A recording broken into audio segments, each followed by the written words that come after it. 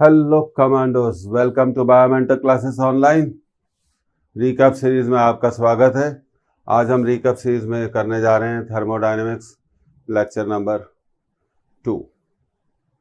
Lecture 1 आप attend कर चुके हैं। उम्मीद है आपको पसंद आया होगा। कमेंट्स ज़रूर भेजिए हमें। तो चलिए शुरू करते हैं, देरी क्या करनी। ये रहा हमारा आज का सवाल। Find the molar heat capacity in a process of diatomic gas. आप इसे नोट कर लीजिए।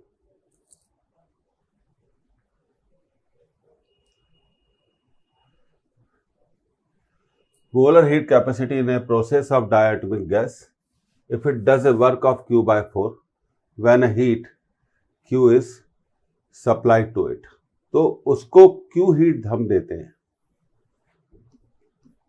तो कितना वर्क करती है? Q by 4।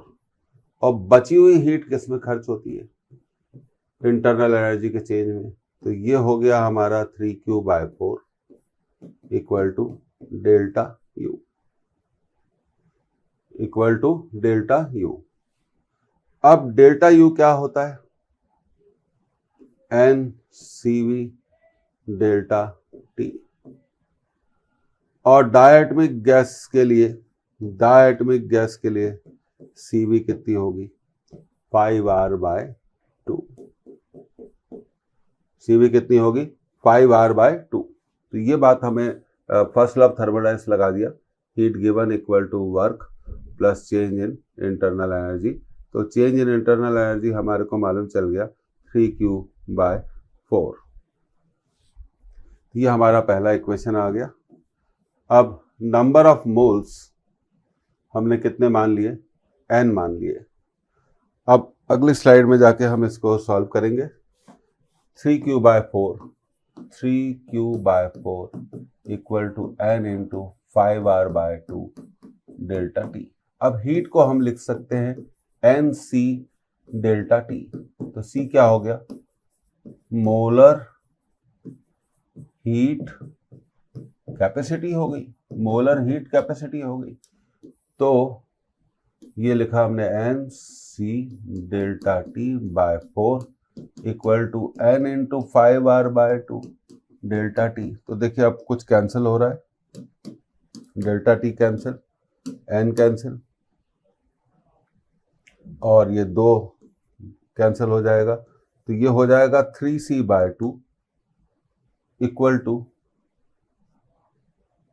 5R। 3C/2 equal to 5R। तो 3C/2 equal to 5R।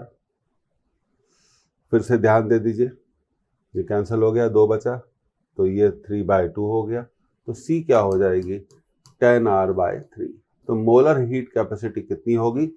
10R/3। तो इस क्वेश्चन का जो करेक्ट आंसर है वो कितना है? 10R/3 है।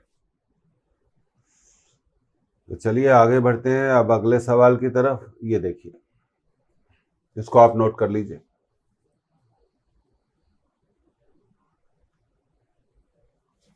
When a system is taken from state I to state F, I से हम कहाँ ले गए?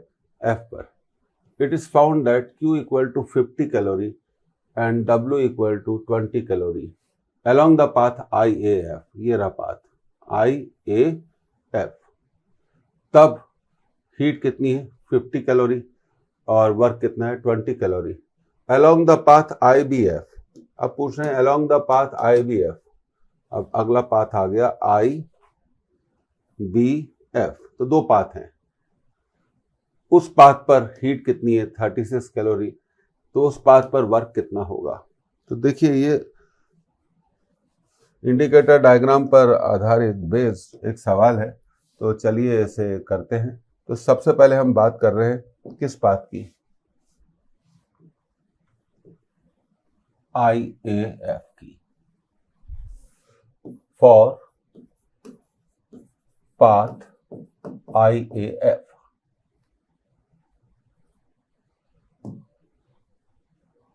Q 50 कैलोरी है, वर्क 20 कैलोरी है। Q 50 कैलोरी है, वर्क 20 है। तो ये 50 हो गया और ये हो गया 20, तो चेंज इन इंटरनल एनर्जी कितना हुआ? 30 हुआ। चेंज इन इंटरनल एनर्जी कितना हो गया? 30 हो गया। अब हम बात करते हैं for path IBF, delta Q, first law लगाते हैं, W plus delta U। Heat कितनी दी जाती है? 36 कैलोरी, लिख दिया। वर्क नहीं मालूम, तो change in internal energy I to F, और यहां पे भी चेंज इन इंटरनल एनर्जी होगा I to F, क्योंकि आप I से A होते हुए F जा रहे हैं, यहां I से B होते हुए F जा रहे हैं, तो इनिशियल पॉइंट और फाइनल पॉइंट क्या है? सेम है। तो डेल्टा U I F कहेंगे इसे IF 30 है, तो यहां हम इसको रख देंगे 30, तो 36 में से 30 चला जाएगा, तो वर्क डन कितना होगा? वर्क डन कितना होगा? 6। तो बहुत इजी सवाल था, हमेशा याद रखिए इनिशियल पॉइंट I है, फाइनल पॉइंट F है, आप F पर जा रहे हैं, चाहे आप A से जाएं चाहे आप B से जाएं, चेंज इन इंटरनल एनर्जी दोनों पाथ पर क्या रहेगा? IAF और IBF पर change in internal energy same रहेगा, क्योंकि इनिशियल पॉइंट और फाइनल पॉइंट सेम है। इनिशियल पॉइंट और फाइनल पॉइंट सेम है। तो इजी सवाल था, फर्स्ट लॉ लगाते तो ये आ जाता आंसर। अब हम ये अगले सवाल पे हैं, तो ये देखिए, ये इंपॉर्टेंट सवाल है, इसे नोट करिए।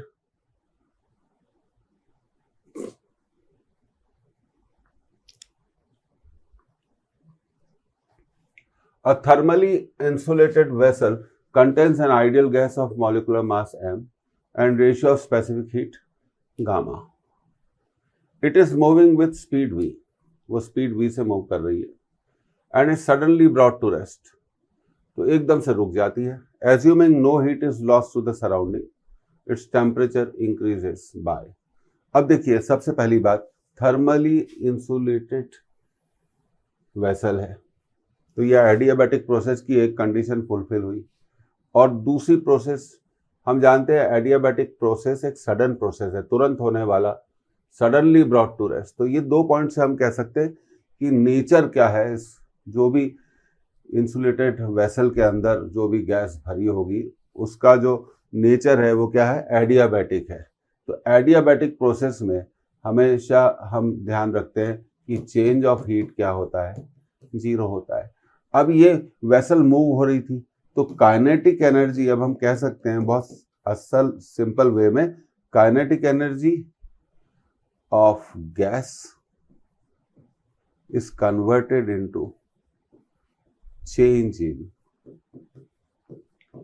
Internal energy, change in internal energy. तो कंसेप्ट यहां पर आ गई कि काइनेटिक एनर्जी किसमें बदल जाएगी?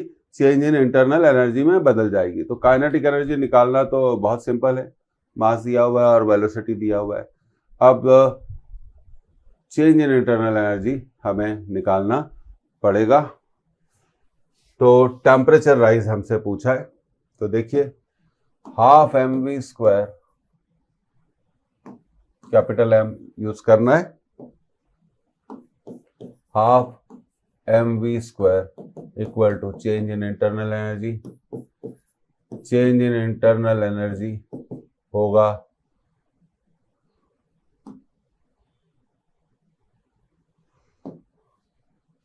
Number of moles CV delta T। Moles हमें नहीं मालूम, मान लेते हैं 1। CV को हम लिखेंगे R/γ-1, तो चेंज इन टेम्परेचर होगा हमारा डेल्टा T। देखिए mv² Γ-1/2R। सिंपल कंसेप्ट पर बेस्ड सवाल है, तो उम्मीद है आपको ये समझ में आ गया होगा। तो work done is always equal to change in kinetic energy. अगर वो रुक गई तो उसकी काइनेटिक एनर्जी 0 हो गई। कहाँ गई? पूरी की पूरी काइनेटिक एनर्जी इंटरनल एनर्जी में क्या हो गई? बदल गई। तो ये इसका आंसर है। उम्मीद है समझ में आ गया होगा। अब आगे बढ़ते हैं। तो देखिए ये रहा हमारा अगला सवाल। बहुत अच्छा सवाल है, ऐसे सवाल इंपॉर्टेंट होते हैं, इसे नोट किया जाए।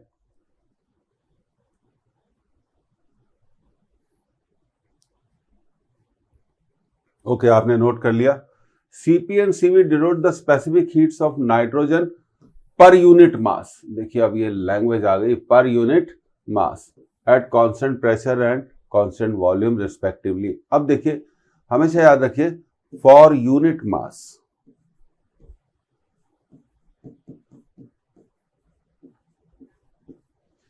Cp माइनस Cv क्या होगा, R/m। एक तो ये कंसेप्ट याद रखिए। फॉर 1 मोल, अब मोल की बात होती है तब Cp माइनस Cv क्या होता है, R के बराबर होता है। दूसरी चीज, अगर हम क्वेश्चन को ध्यान से पढ़ें, हमें नाइट्रोजन दी गई है। क्या दी गई है, नाइट्रोजन दी गई है। नाइट्रोजन दी गई है तो Cp माइनस Cv R/28। तो देखिए 14 मत लीजिए, नाइट्रोजन का मतलब होता है N2, 14 + 14 गैस। तो यहां आ गया हमारा आंसर। इसको गलती से भी 14 मत लिख देना, तो इसका ये आंसर सही है। तो बहुत सारे लोग तो क्या करते हैं, Cp minus Cv equal to R या Cp minus Cv equal to R/14 पे टिक कर देते हैं। तो हमेशा याद रखिए नाइट्रोजन की बात हो रही है, N2, इसका जो मॉलिक्यूलर मास होता है 28 होता है, 28। तो ये आपका फर्स्ट ऑप्शन क्या हो गया, इसका सही हो गया। अब अगले सवाल की तरफ। ये रहा हमारा अगला सवाल, इंपॉर्टेंट है, नोट किया जाए।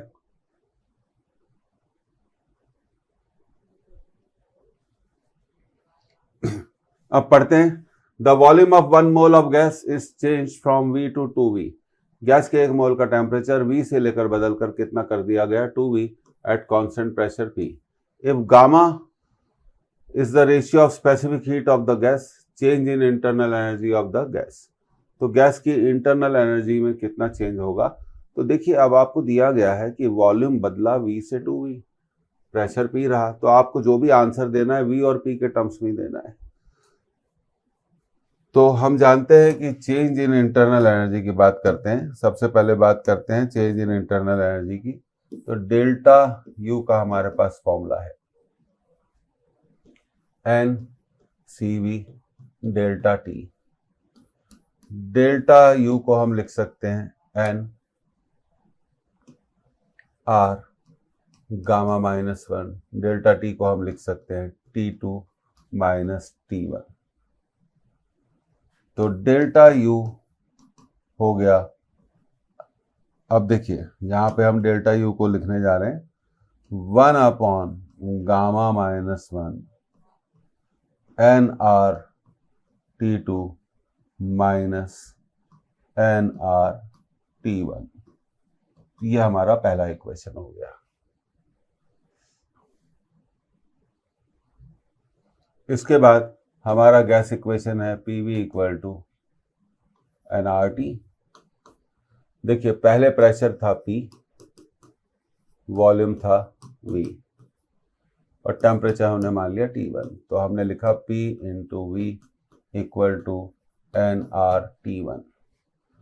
अब बाद में भी प्रेशर कितना रखा गया P, पर वॉल्यूम को बढ़ाकर कितना कर दिया 2V और टेम्परेचर हो गया 2T। तो ये हो गया हमारा P into 2V equal to nRT2। ये सेकंड इक्वेशन हो गया। ये हमारा कौन सा इक्वेशन हो गया, थर्ड इक्वेशन हो गया। अब थर्ड से हमें सेकंड को माइनस करना है। तो P into 2V minus P into V equal to nRT2 minus nRT1। तो ये आ जाएगा PV equal to nRT2 minus nRT1। और पिछली स्लाइड में हमने डेल्टा U निकाल लिया था 1/गामा -1 nRT2 माइनस nRT1 तो ये वैल्यू को हम यहाँ पर रख देंगे। तो चेंज इन इंटरनल एनर्जी आ जाएगा PV upon gamma minus 1, PV upon gamma minus 1। तो इस तरह से इन सब चीज़ों को हम सॉल्व कर सकते हैं। तो इसका आंसर है PV upon gamma minus 1, PV upon gamma minus 1। तो अब अगले सवाल की तरफ जाते हैं। तो ये रहा हमारा अगला सवाल, इसे नोट कर ले, ये अच्छा सवाल है, इंपॉर्टेंट है।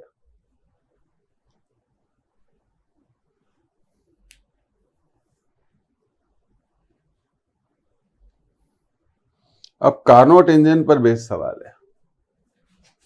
A Carnot engine operating between temperatures T1 and T2 has efficiency 1/6. When T2 is lowered by 62 Kelvin, जब T2 को 62 Kelvin कम कर देते हैं तो एफिशिएंसी बढ़कर कितनी हो जाती है? 1/3. Then T1 and T2 are respectively. तो सीधी बात है, हमें T1 और T2 को निकालना है। किसको निकालना है? T1 और T2 को निकालना है। तो सबसे पहले एफिशिएंसी का फॉर्मूला यूज करते हैं। हम जानते हैं कि ईटा होता है 1 माइनस T2 बाय T1।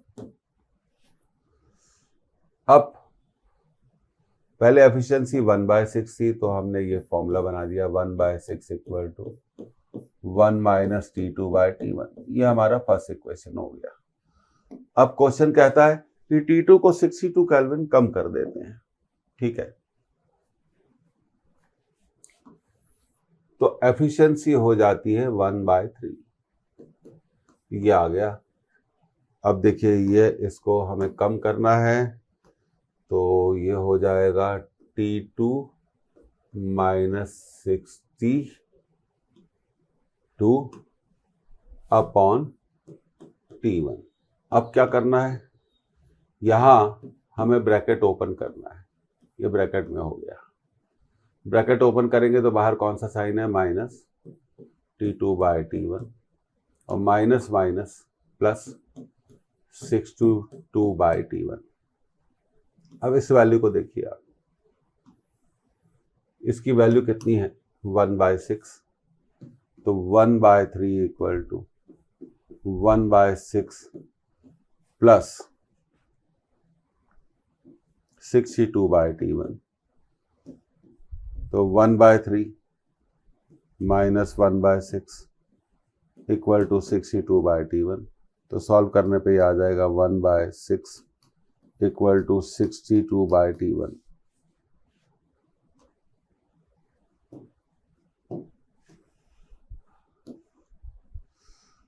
तो T1 equal to 62 into 6 multiply कर दीजिए, 6 इंटू 12, ये आ गया 372 केल्विन। कितना आ गया? 372 केल्विन आ गया। पर हमें T1 भी निकालना है, तो उसके लिए हम ये वाला इक्वेशन क्या करेंगे? यूज करेंगे। तो चलिए ये वाला इक्वेशन यूज करते हैं। 1/6 equal to 1 minus T2 by T1। अब T2 तो हम निकाल चुके हैं, T1 हम निकाल चुके हैं, T2 निकालना है।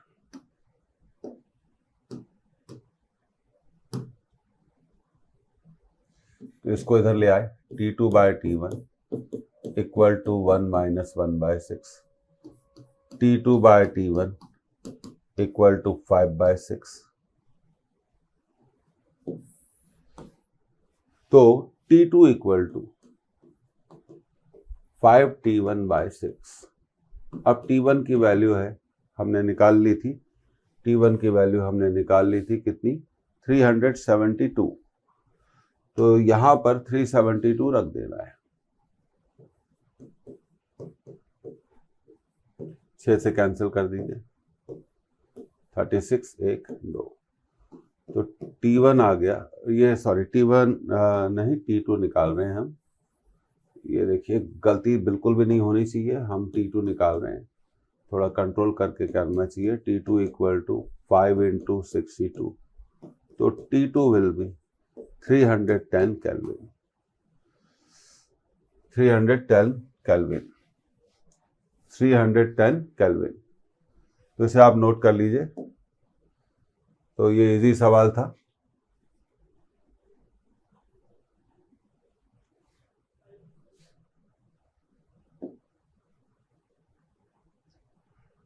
तो इस तरह से हमने T1 और T2 निकाल दिया। अब कार्नोट इंजन के बारे में मैं आपको कुछ बताना चाहता हूँ। ये सब छोटी सी चीजें आगे भी मैं लेक्चर्स में बताऊंगा। कार्नोट इंजन के दो पार्ट होते हैं, एक सोर्स होता है और एक क्या होता है, सिंक होता है। सोर्स और सिंक दो पार्ट होते हैं। और दूसरी चीज एक होता है वर्किंग मिक्सचर।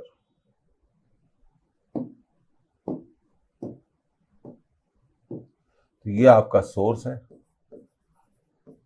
जो T1 टेम्परेचर पे है, और ये आपका सिंक है जो T2 टेम्परेचर पे है, और ये है आपका वर्किंग मिक्सचर। तो सोर्स वर्किंग मिक्सचर को हीट देता है Q1, वर्किंग मिक्सचर सिंक को हीट देता है Q2, और वर्क डन कितना होता है Q1 माइनस Q2। Q1 मिला और Q2 छोड़ दिया, तो वर्क डन होता है Q1 माइनस Q2। और दूसरी चीज एफिशिएंसी क्या होती है, सिर्फ टेम्परेचर पर डिपेंड करती है। वर्किंग मिक्सचर पेट्रोल है, डीजल है, कोई सा भी है, उस पर डिपेंड नहीं करती। दूसरा पॉइंट एफिशिएंसी क्या होती है, मैं बता चुका हूँ लेक्चर्स में। तो ये W/Q1 होती है, ये मालूम होना चाहिए। और W को आप क्या लिख सकते हैं, Q1 minus Q2 upon Q1। तो ईटा होती है आपकी 1 minus Q2/Q1।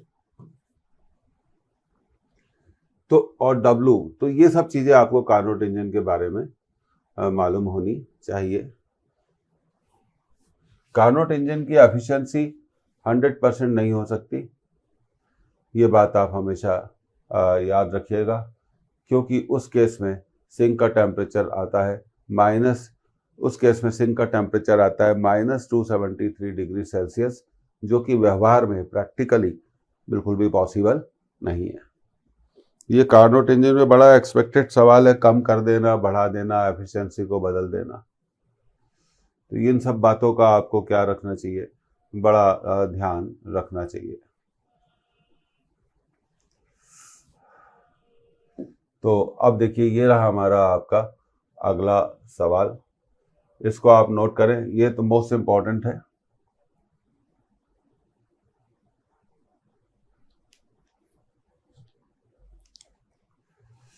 efficiency of heat engine whose sink is at a temperature of 300 Kelvin is 40%. To increase the efficiency to 60%, efficiency को 60% बढ़ाने के लिए, keeping the sink temperature constant, the source temperature must be increased by। थोड़ा घुमावदार सवाल है। तो पहले एफिशिएंसी आपको कितनी दी गई है, 40%। देखिए एफिशिएंसी का फॉर्मूला यही है, T2 temperature of sink, T1 temperature of source. पहले एफिशिएंसी 40% है, तो आपको कुछ नहीं करना, 40 को किससे डिवाइड कर दीजिए, 100 से, और सिंक दिया हुआ है 300 केल्विन पे फिक्स है। अब इसको आगे सॉल्व करेंगे, 0 से 0 कैंसिल, तो ये हो जाएगा 2/5, 1 माइनस 300/T1। इसको इधर ले आइए, 300/T1, 1 माइनस 2/5, 300/T1, 3/5, 5, तो T1 अब क्रॉस मल्टीप्लिकेशन कर लेंगे।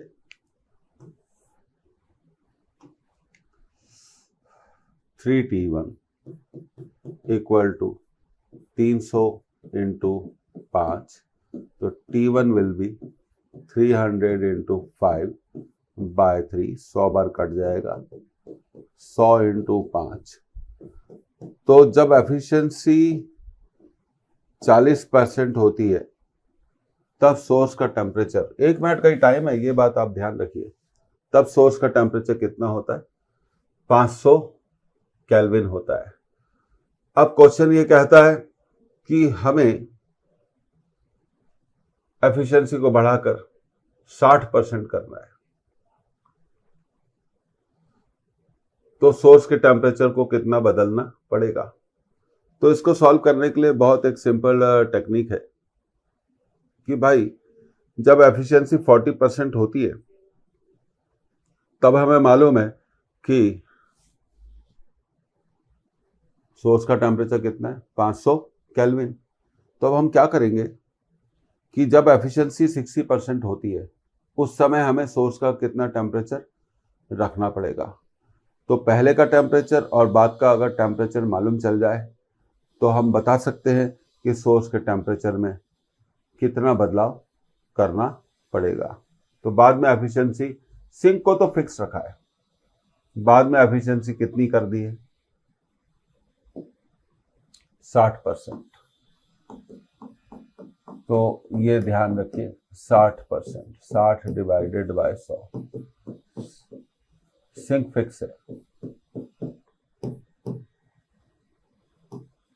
3 और ये 5, तो ये हो गया 3/5 equal to 1 minus 300 by T1,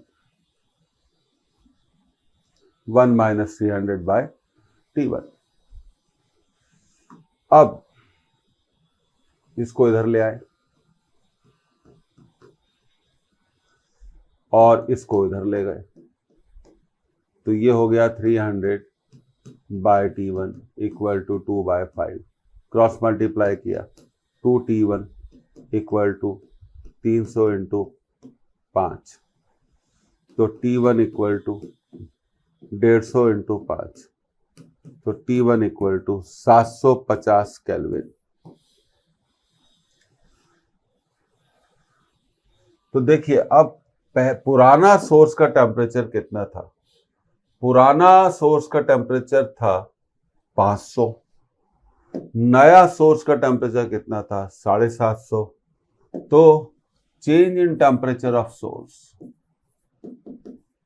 change in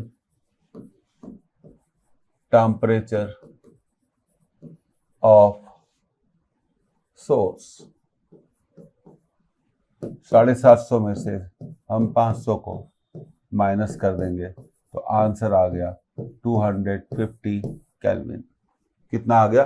250 kelvin.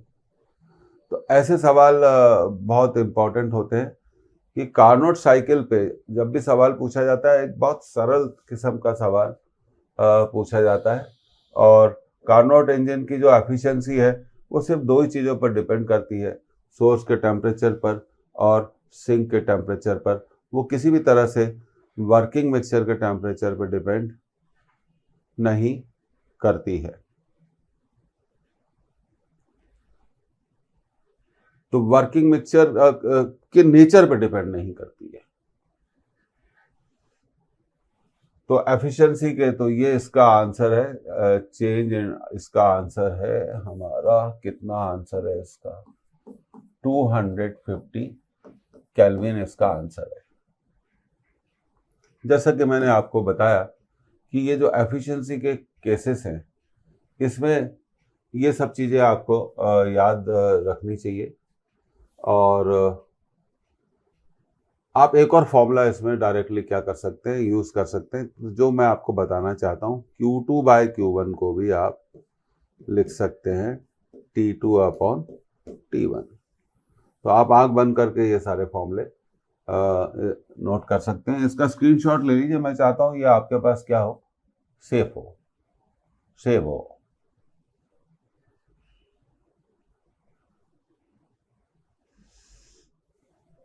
तो कार्नोट साइकिल एक इम्पॉर्टेंट टॉपिक है, तो इसमें कोई भी संदेह हमें बिल्कुल भी नहीं होना चाहिए।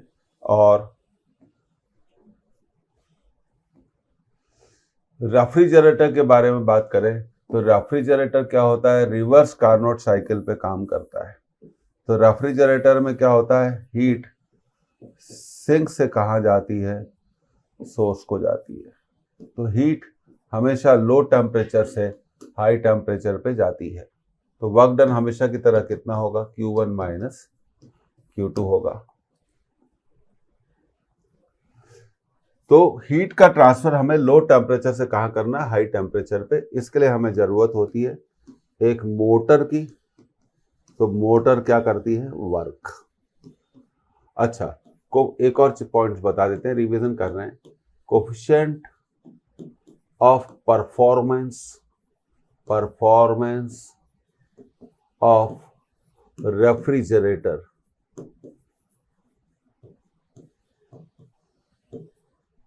बीटा कह सकते हैं आप इसको। कितनी हीट निकाली, Q2 बाय W। तो ये होगा, W को आप लिख सकते हैं हमेशा की तरह Q1 माइनस Q2। तो कोफिशिएंट ऑफ परफॉर्मेंस को आप लिख सकते हैं T2 upon T1 minus T2। तो इतने पॉइंट्स आपको रेफ्रिजरेटर्स में भी क्या करने हैं, रेफ्रिजरेटर्स में भी आपको याद रखने चाहिए। तो आप इसको देख लीजिए।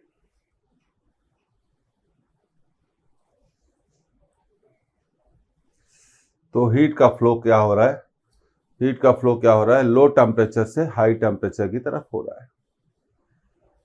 हीट का फ्लो लो टेम्परेचर से हाई टेम्परेचर की तरफ हो रहा है। बीटा क्या कहलाएगा, coefficient of performance of refrigerator, beta. W क्या है, work done by the motor, W dot M working mixture. तो और ये आपका सोर्स है और ये आपका सिंक है।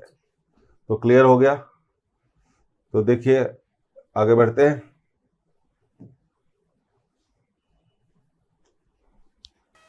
ओके, अब आपने नोट कर लिया होगा, ये बड़ा महत्वपूर्ण और इम्पोर्टेंट सवाल है, इसको पढ़ते हैं। A given mass of gas expands from the state A to the state B। तो देखिए यहाँ दो स्टेट दिखाई गई हैं, एक A है और एक B है। उसका हम एक्सपांशन करते हैं बाय 3 पाथ्स। पाथ का मतलब होता है मेथड, अलग अलग मेथड से, as shown in the figure. If W1, W2 and W3 respectively be the work done by the gas along the 3 paths। तो पहला answer W1 is greater than W2 is greater than W3। दूसरा answer W1 less than W2 less than W3। तीसरा answer W1 equal to W2 equal to W3। चौथा answer W1 is less than W2 but W2 is equal to W3। अब देखिए PV diagram की concept है जो आपको मालूम होनी चाहिए कि पीवी डायग्राम और वॉल्यूम एक्सिस के बीच में जितना एरिया इंक्लूडेड रहता है वो एरिया देता है वर्क। क्या देता है, वर्क। तो ग्राफ जितना, जैसे ये ए बी है, एक्सपांशन हमने बताया, तो जैसे जैसे ये एरिया ऊपर उठता जाएगा, जैसे सुनिए ध्यान से, जैसे जैसे ये एरिया वॉल्यूम एक्सिस से ऊपर की तरफ उठता जाएगा तो उसके नीचे का जो एरिया है उसकी वैल्यू बढ़ती जाएगी। तो हम देखते हैं इस डायग्राम में, हम देखते हैं कि पाथ 3 पर के नीचे, अब देखिए बात करते हैं पाथ 3 के, ये पाथ 3 है, पाथ 3 के नीचे एरिया ज्यादा है, उससे कम एरिया है पाथ 2 के नीचे,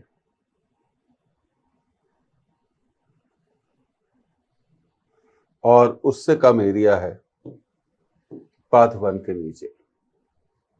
पाथ 1 के नीचे एरिया सबसे कम है। तो यहाँ से हम कह सकते हैं कि वर्क एक पाथ फंक्शन होता है। W3 should be greater than W2 should be greater than W1। तो W3 की वैल्यू W2 से ज़्यादा होगी और W2 की वैल्यू W1 से ज़्यादा होगी। अब इसमें मैं एक एडिशनल थ्योरी और ऐड करना चाहता हूँ, जोड़ना चाहता हूँ। हम जानते हैं फर्स्ट लॉ ऑफ थर्मोडायनेमिक्स से कि delta Q heat W plus delta you होता है। तो अगर W ज़्यादा होगा, अगर W की वैल्यू ज़्यादा होगी तो डेल्टा क्यू भी क्या होगा, ज़्यादा होगा। तो यहाँ अभी हमने इस क्वेश्चन में करा था W3 is greater than W2 is greater than W1, इसलिए थर्ड पाथ पे हीट भी ज़्यादा लगेगी क्योंकि ज़्यादा वर्क गैस को, सिस्टम को करना पड़ता है। पर तो हीट और वर्क दोनों पाथ फंक्शन है, याद रखिए। हीट और वर्क दोनों पाथ डिपेंडेंट है, पाथ पर डिपेंड करते हैं, पर तीनों पाथ पर change in internal energy same होगा क्योंकि वो फाइनल टेम्परेचर और इनिशियल टेम्परेचर पर डिपेंड करता है। तो इंटरनल एनर्जी पाथ फंक्शन नहीं है। तो ये तीन बातें आपको क्या होनी चाहिए, हमेशा क्या होनी चाहिए, याद होनी चाहिए। जो बड़ी इंपॉर्टेंट बातें हैं ये आपको याद रखनी चाहिए। तो मैं इसको थोड़ा हाईलाइट कर देता हूं। तो ये तीनों बातें आपको हमेशा क्या रखनी चाहिए, याद रखनी चाहिए। तो वर्क और हीट दोनों पाथ फंक्शन होते हैं, पर इंटरनल एनर्जी पाथ फंक्शन बिल्कुल भी नहीं है। तो अब इस क्वेश्चन के आंसर के बारे में बात करते हैं। तो W3 सबसे बड़ा है, तो second option is the correct. Simple question है पर कंसेप्चुअल है, इसलिए हमें इस पर ध्यान देना चाहिए। तो ये तीन बातें आप याद रखेंगे। अब आगे बढ़ते हैं अगले क्वेश्चन की तरफ। ये रहा हमारा अगला क्वेश्चन, इसे नोट करा जाए। तो ये नोट कर लिया आपने। अब इसे पढ़ते हैं। हेल स्टोन्स मतलब ओले fall from a certain height if only 1% of the hail stones melt on reaching the ground. तो उनमें से 1% पिघल जाते हैं ग्राउंड पर पहुंचने में, मेल्ट हो जाते हैं। Find the height from which they fall. G equal to 10 metre per second square, L equal to 80 calorie per gram, J is 4.2 joule per calorie. पहला आंसर 336 मीटर, दूसरा आंसर 236 मीटर, तीसरा answer 436 metre, चौथा answer 536 metre. तो सबसे पहले देखिए, कई लोग शिकायत करते हैं कि हमारा आंसर नहीं आता है, तो कुछ यूनिट्स की वजह से नहीं आता है। तो देखिए L दिया हुआ है 80 कैलोरीज पर ग्राम, तो ये ग्राम तो बिल्कुल नहीं चलेगा। इसको आप क्या करिए,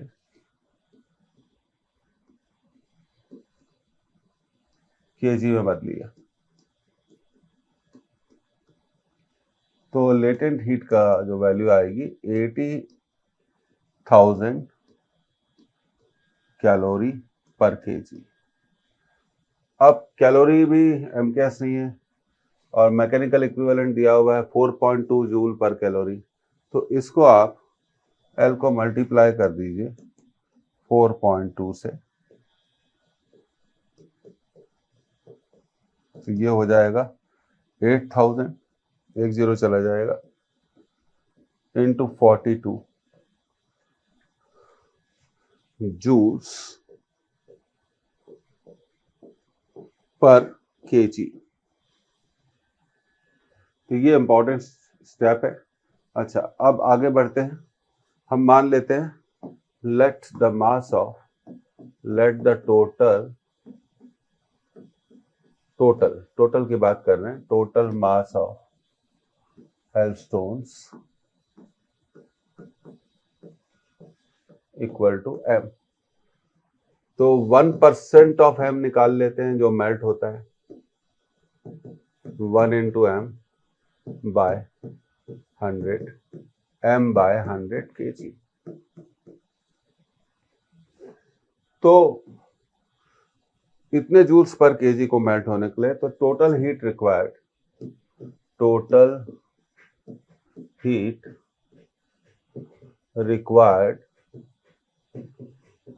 will be equal to 8000 into 42, 8000 into 42, yes, into m by 100. दो जीरो कैंसिल हो जाएंगे, तो टोटल हीट रिक्वायर्ड आ गई आपकी 80 into 42 into m. अब कंजर्वेशन ऑफ एनर्जी है, पोटेंशियल एनर्जी जो है, potential energy is converted into heat energy, क्योंकि जब वो किसी हाइट से गिरेंगे तब उनके पास होगी पोटेंशियल एनर्जी, जमीन से टकराने पर वो पोटेंशियल एनर्जी हीट एनर्जी में बदल जाएगी। हमने वही हीट एनर्जी ली है जो 1% हेलस्टोन को मेल्ट करती है। तो पोटेंशियल एनर्जी का जो हिस्सा है वो 1% को ही मेल्ट कर पाता है। तो पोटेंशियल एनर्जी तो टोटल लेनी पड़ेगी, क्योंकि टोटल मास है mgh इक्वल टू, अब हीट हम निकाल चुके हैं भाई, हमने निकाला था कितने जूल पर केजी को मेल्ट करने के लिए जरूरी होती है, तो m by 100 को मेल्ट करने के लिए कितनी जरूरी होगी। तो हीट एनर्जी हम निकाल चुके हैं, 8 into 42 into m, 80 into 42 into m, जी दिया हुआ है, देखिए m से m तो कट गया, जी दिया हुआ है 10h, और 80 into 42 into m, m cut चुका है तो m तो है ही नहीं, 80 into 42, अब ये 10 इसको काट देगा 8 बार, तो हाइट होगी 8 into 42, मल्टीप्लाई करेंगे 16 336 मीटर से गिरने पर उनका 1% मेल्ट हो जाएगा। तो अब आंसर को देखते हैं, तो देखिए नोट कर लीजिए, आंसर है इसका 336 metre.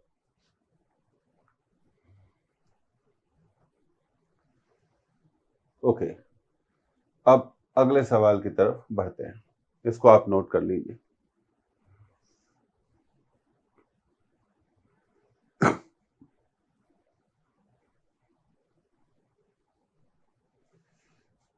A man of 60 kg gains 1000 calorie, उसको 1000 कैलोरी हीट मिलती है by eating 5 मैंगोज, जब वो 5 आम खा लेता है। His efficiency is 56%, उसकी दक्षता एफिशिएंसी 56% है, मतलब जितनी भी कैलोरी उसको मिलती है उसका वो केवल 56% ही वर्क में कन्वर्ट कर पाता है। To what height he can jump by using this energy, तो इस एनर्जी को यूज करके वो किस हाइट पर जंप कर सकता है। पहला आंसर 4 मीटर, दूसरा आंसर 20 मीटर, तीसरा आंसर 28 मीटर, चौथा आंसर 0.2 मीटर। तो देखिए सबसे पहले कंसेप्ट किसकी, एफिशिएंसी की।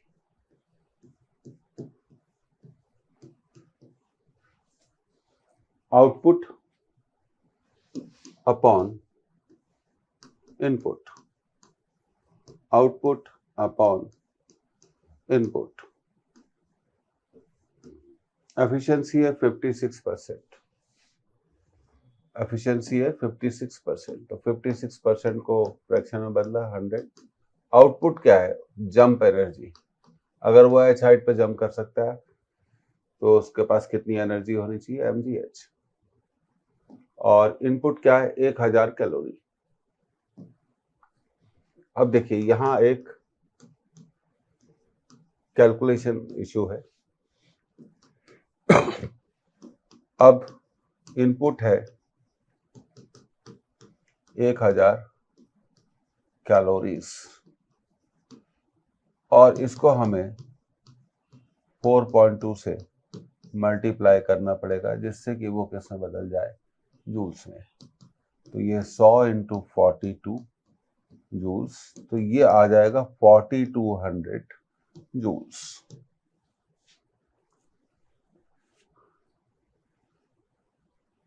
4200 जूल्स, और मैन का मास भी दिया हुआ है, 60 kg का मैन है।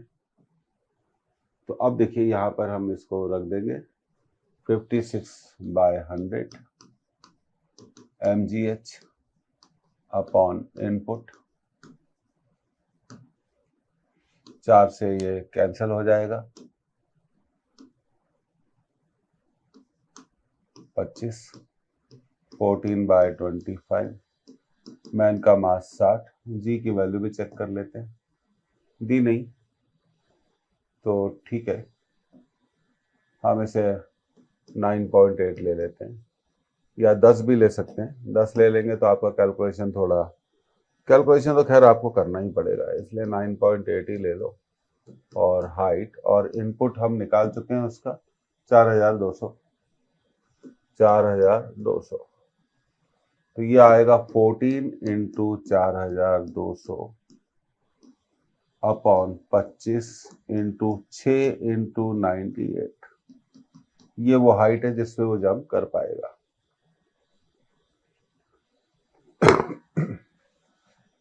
अब 7 से कैंसिल करेंगे तो देखिए कैलकुलेशन अब हम यहाँ करेंगे, h इक्वल टू 40 × 42 × 100, 4200 को लिख दिया 42 × 100, 25 × 6 × 98। सबसे पहले हम जो कैलकुलेशन करेंगे 7 से डिवाइड कर, 7 7 1 जा 7, 2 बचे 4, और ये 2 बार हो जाएगा। उसके बाद ये 25 इसे 100 को 4 बार काट देगा, तो ये अब बचा हमारा 2 × 42 × 4 अपॉन 6 × 14। अब 7 से फिर कैंसिल करेंगे 14 को, 7 2 जा 14, 7 6 जा। अब देखिए ये जो 6 है यहाँ पर बड़े शानदार तरीके से कैंसिल हो जाएगा, तो अब ये हमें मिलना चाहिए h इक्वल टू, ये भी कैंसिल हो चुका है, ये बचा 2, ये बचा 4, 2 से 2 भी कैंसिल, तो हाइट आएगी उसकी, वो 4 मीटर की हाइट पर 4 आम खाकर जंप कर सकता है। 4 मीटर की हाइट पर वो 4 आम खाकर जंप कर सकता है। तो ये रहा इसका पहला आंसर। बड़े अच्छे सवाल हैं। तो यहाँ से आप शुरू से आप देख लीजिए, efficiency output upon input, calorie को जूल में बदला और फिर आउटपुट और इनपुट रख दिया, और देखिए कितना बढ़िया सवाल था, कैंसिल होके हमारा एग्जैक्ट आंसर आ गया 4 मीटर। तो अगले सवाल की तरफ जाते हैं। अब देखिए आप इस अगले सवाल को नोट कर लीजिए।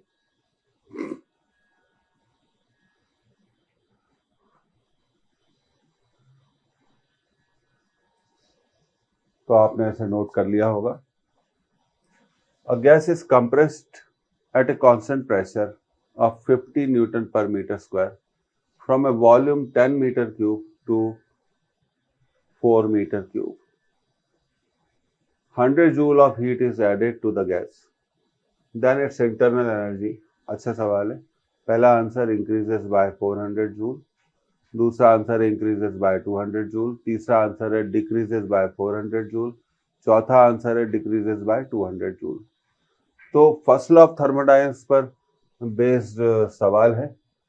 तो फर्स्ट लॉ ऑफ थर्मोडायनेमिक्स कहता है कि भाई डेल्टा क्यू क्या होगा, W प्लस डेल्टा यू। तो सबसे पहले हमें वर्क डन कैलकुलेट करना पड़ेगा। तो वर्क डन होगा, क्योंकि प्रेशर कांस्टेंट है, तो वर्क डन होगा P × V2 - V1। अब प्रेशर दिया हुआ है 50,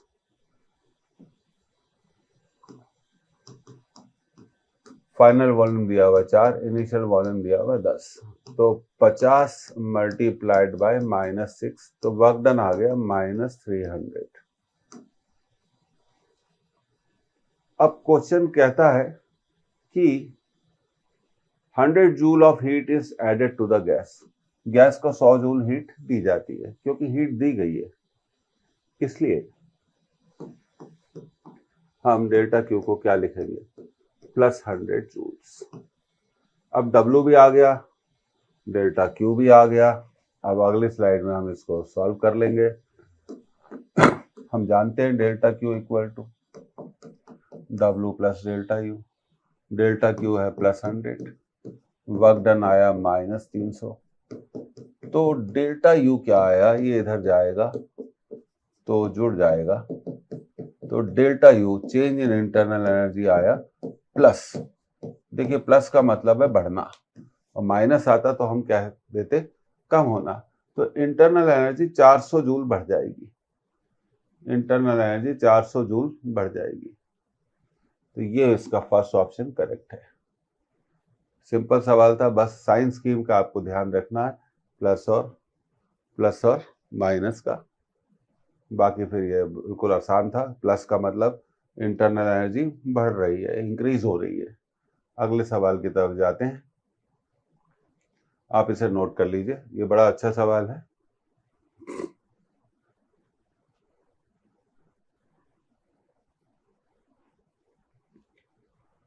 पढ़ते हैं।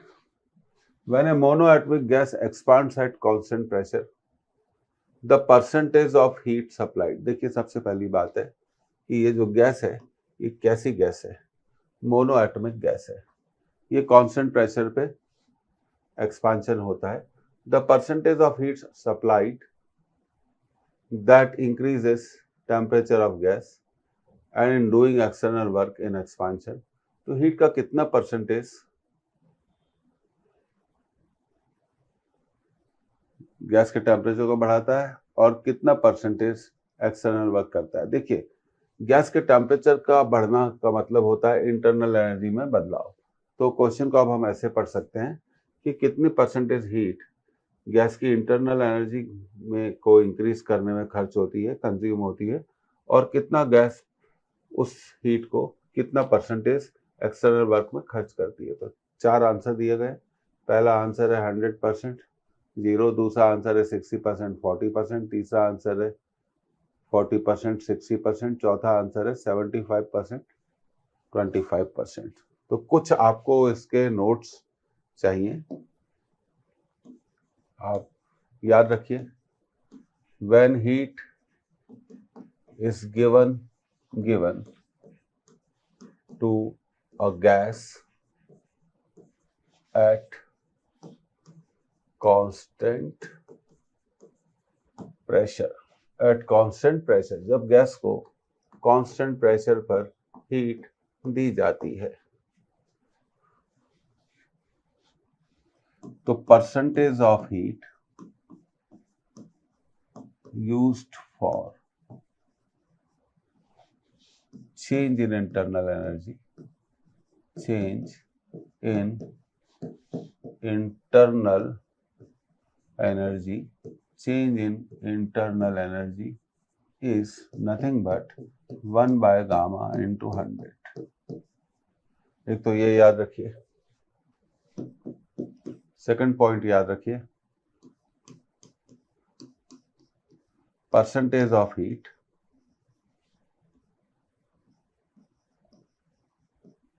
used for external work done, used for external work done will be equal to 1 minus 1 by gamma into 100। तो ये गामा पे डिपेंड करता है। किस पे डिपेंड करता है? गामा पे डिपेंड करता है। अब क्वेश्चन की तरफ वापस जाते हैं, तो ये दिया हुआ मोनोएटॉमिक गैस।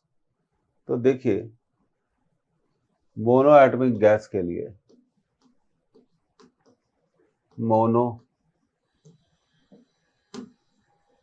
एक मिनट ओवर राइटिंग हो रही थी। मोनो एटॉमिक गैस के लिए डिग्रीज ऑफ फ्रीडम 3 होती है। गामा होता है 1 + 2/f, 1 + 2/3, 5/3। तो क्रॉस मल्टीप्लिकेशन करिए, 3/5 क्या हो गया? 1 बाय गामा। 3/5 क्या हो गया? 1 बाय गामा।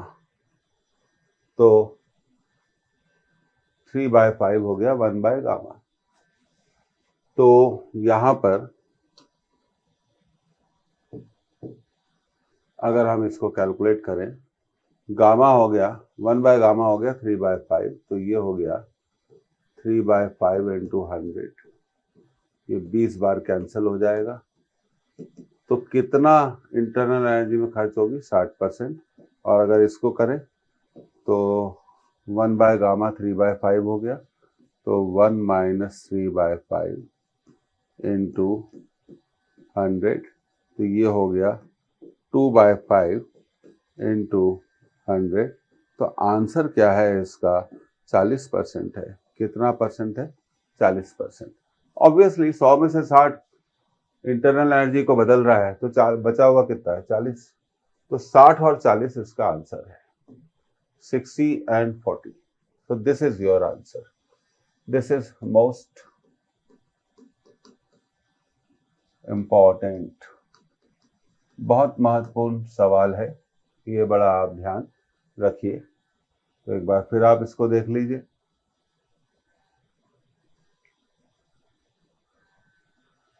तो ये आपको समझ में आ गया होगा कि बहुत इम्पोर्टेंट सवाल है ये, लेकिन तभी होगा जब हम गैस को हीट कांस्टेंट प्रेशर पे देते हैं। जब हम गैस को कांस्टेंट प्रेशर पे हीट देते हैं तो उसका एक पार्ट वर्क में खर्च होता है और एक पार्ट इंटरनल एनर्जी के बदलाव में खर्च होता है। ये बात हमेशा हमें याद रखनी चाहिए। ठीक है, तो ये बहुत इंपॉर्टेंट क्वेश्चन की कैटेगरी में मैं ऐसे रखता हूँ। तो यहाँ मैंने ऐसे डायरेक्टली कैलकुलेट कर लिया, और अलग अलग गैसों के लिए जो गामा की वैल्यू होती है वो अलग अलग होती है। अगर यही सवाल डायटोमिक गैस के लिए होता तो आंसर अलग होता, और ट्राइएटॉमिक गैस के लिए होता तो आंसर अलग होता। तो हमें मालूम होना चाहिए मोनो एटॉमिक गैस के लिए F डिग्रीज ऑफ फ्रीडम कितनी होती है? 3। और डाई एटॉमिक गैस के लिए कितनी होती है? 5। और जनरली हम ट्राई एटॉमिक गैस के लिए इसको कितना लेते हैं? 6 लेते हैं। 7 भी होती है, लेकिन हमेशा याद रखिए तो डिग्रीज ऑफ फ्रीडम का जो कोड होता है वो कितना होता है? 356। तो इस तरह से आपको इसको क्या करना पड़ेगा? याद तो रखना पड़ेगा, 356। और इसमें एक चीज और है जो मैं बताना चाहता हूँ। when heat is given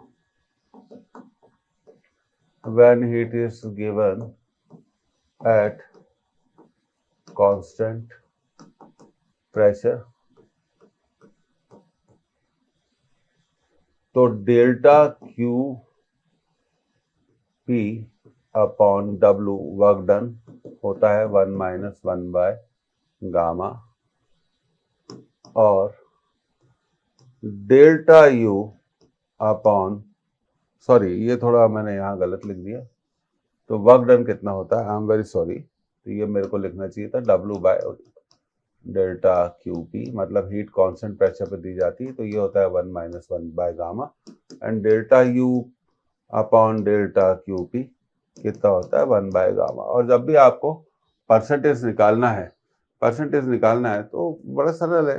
percentage निकालने के लिए आप इसको 100 से मल्टीप्लाई कर सकते हैं। तो ये आपको बड़ा क्लियर हो जाना चाहिए। उम्मीद है यहाँ हम थर्मोडायनेमिक्स का सेकंड लेक्चर एंड कर रहे हैं। उम्मीद है आपको ये लेक्चर पसंद आया होगा, और ये भी उम्मीद है कि आपकी रिवीजन अच्छी चल रही होगी, पढ़ाई अच्छी कर रहे होंगे। तो मैं आपको कहना चाहता हूँ धन्यवाद, थैंक यू, आपने इसे ज्वाइन करा। लेक्चर को बीच में बिल्कुल नहीं छोड़ें, पूरा शुरू से लेकर आखिर तक देखें, स्क्रीनशॉट्स लें, क्वेश्चन नोट करें और आगे बढ़ते रहें। तो फिर मिलेंगे अगले लेक्चर में, थर्मोडायनेमिक्स के लेक्चर नंबर 3। ये एक बड़ा इंपॉर्टेंट सब्जेक्ट है, और इसके रिवीजन में आपको ये भी पता चल गया होगा कि आपकी रिवीजन कितनी कहाँ मजबूत है और कहाँ कमज़ोर है। तो ये पता चल जाए अभी, तो हम समय रहते हुए इन सब चीज़ों को सुधार सकते हैं। फिर मिलते हैं अगेन, थैंक यू।